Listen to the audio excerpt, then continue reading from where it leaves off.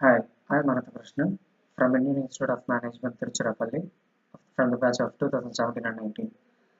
Today I'm going to discuss about the private sector lending and public sector banks, especially about why there should be a turn down in the private sector lending and public sector banks.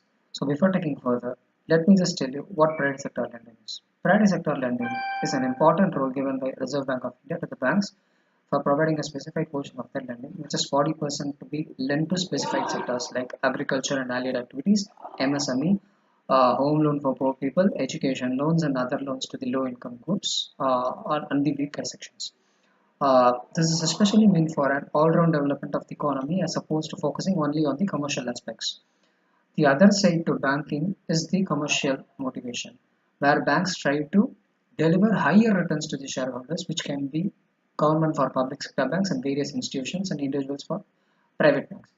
Curiously, while banks have to go for ensure that 40% of that lending is to the private sector, this segment has also been vulnerable to shocks leading to build-ups of NPA. So by putting a whole threshold like 40% is too high for a public sector banks because there are a lot of target pressures all being given to the bank. So because of all these things, there's been a lot of NPAs that's been accumulating in the banks. Let me just take you to some statistics.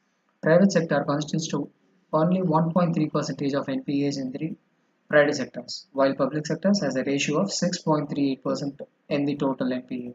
Within this set, these banks have an even dispersion of private sector advances to agriculture and low growth industries, which accounted for about 50%, while the balance was in service and personal loans, like personal loans like home loans and education loans.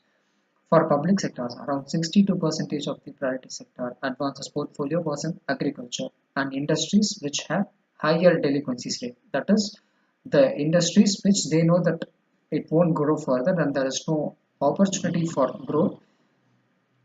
To these industries, the loans have been given because of higher pressure, like from the government, that it needs to given to a small scale industry. The higher delinquency rate for agriculture and industry within private sector lending was due to the vulnerabilities to adverse fees. A slowdown in industry affects the small units the most, of which diminishes growth in sales, high cost of returns, receivables, and inventories. In case of agriculture, a poor monsoon implies higher NPAs. So we cannot do much about monsoons. We can predict monsoons, but the thing is, we can turn down these private sector lendings, or it can be given to some other sectors rather than putting pressure only on the public sectors. The government has recently introduced some loan schemes called Mudra loans. So, what is Mudra loan? Which actually it helps the MSMEs and other private sector or weaker sections who lags behind the societies. The introduction of these schemes was a good motive. I am in no denial of these motives, but it missed out in the implementation part. The government forced the public sector banks to give away loans with specific targets within a limited time frame so that it can be used as a tool in their election manifesto to gain their popularity. So these banks were being used as a tool to distribute all these loans. But at the end, they faced the hardship of accumulating these NPAs because of some political gains for these politicians.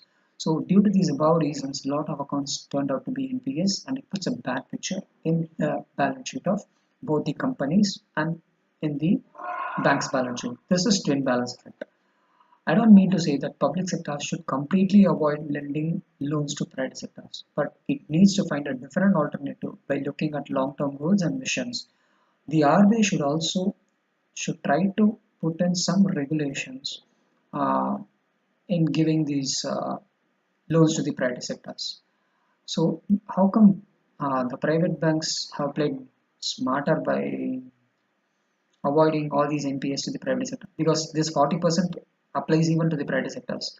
They have been smart enough by diversifying into services and personal segments where NPA personal proportionality is very less. So what are the takeaways here? First, private sector lending is not the ideal avenue for banks as it pops up higher revenues given the vulnerability of the sectors. Second, if this is the possible outcome, new entrants into banking, especially on the financial institutions side, like the small and the new private sectors, have to examine and explore the issues related to private sector lending.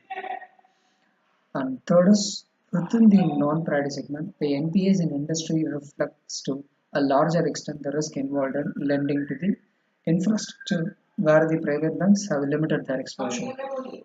And fourth is a large part of these fundings requirement has to shift to the corporate debt market. Companies purpose should be asked to borrow a certain part of their requirement, say 20% to begin with.